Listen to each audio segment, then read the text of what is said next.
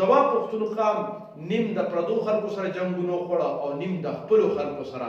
نو که د هنر علم او پوهه خپله کړله نو جنګ نه به نفرت پیدا شي. لاړ شي او هغه دښمنداره خلکو سره ملو شي چا چې د خپل رور د کاکا د ماما یا رشتهدارو سره دښمني کړې وي او کلی وطن یې ورته پرېښی وي او په پردي وطن کې په پردي کورونو کې هلته ژوند کوي.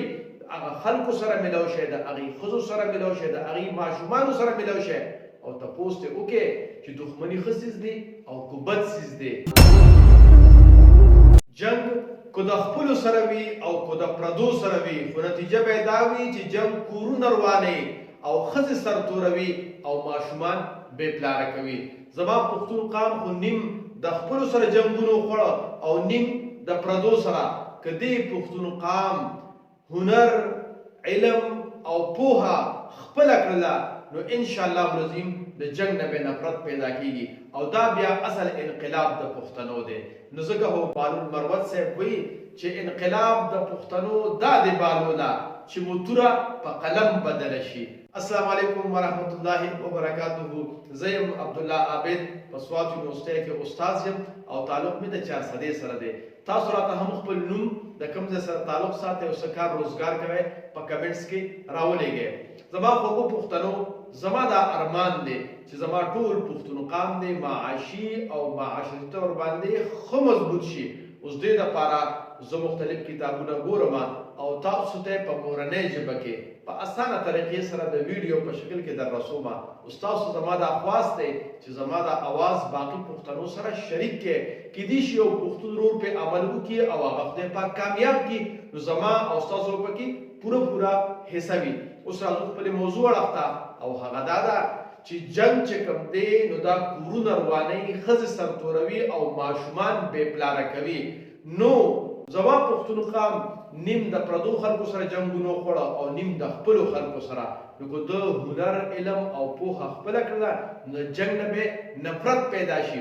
او ستاسو په ذهن کې به دا خیال راځي چې را اوسه پورې خو زمونږ د جنګ نه نفرت پیدا نه شو، نو که د چا خامخا زړه جنګ ته کېږي او خپلو خپلوانو سره نو زه ولې یو مشوره ورکوم لاړ شي او هغه دښمنداره خلکو سره ملو شي چا چې د خپل رور د کاکا د ماما یا رشتهدارو سره دښمني کړې وي او کلی وطن یې ورته پرېښی وي او په پردي وطن کې په پردي کورونو کې هلته ژوند کوي.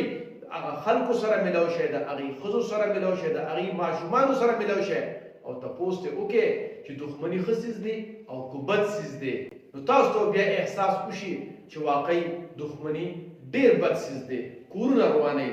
نو ځکه خو یو شاعر وایي چې کچکول روان دی، رباب ټنګېږي، رونه جنګېږي، کور یې ورانېږي، لارې تیاره دي، قام یې اوده دی، دنیا پسه ده، پښتون پسه دی.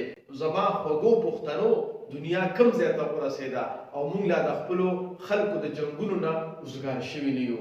او که بیا په دې تاسو تسلي نه کېږي او نوره هم خپله تسلي غواړئ نو بیا لاړ شئ جیلونو ته، یو دوه درې جیلونو ته لاړ شئ او هغه ځوانانو سره ملو شئ، کومو ځوانانو چې خپل د تره زوی، د کاکا زوی، د ماما زوی وجلي وي او په جیل کې د پانسۍ په انتظار باندې خپل ژوند تېروي، د هغه سره کښېنئ، هغه سره خبرې اترې وکړئ چې دښمني او جنګ څنګه څیز دی. نو بیا به پوه کړي، هغه به لازمي خبره تاسو ته وایي چې ګورئ دا ازار ګټلې کار دی، دا ازار مه ګټئ.